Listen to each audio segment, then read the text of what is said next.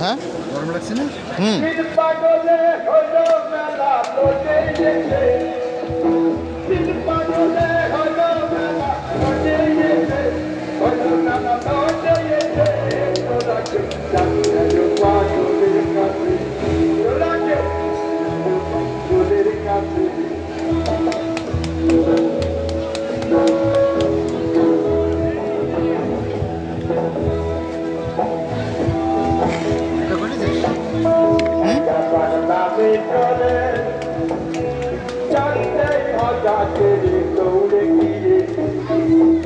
এরকম চামচ আছে একটা চামচ হবে একটা যত একটা চামচ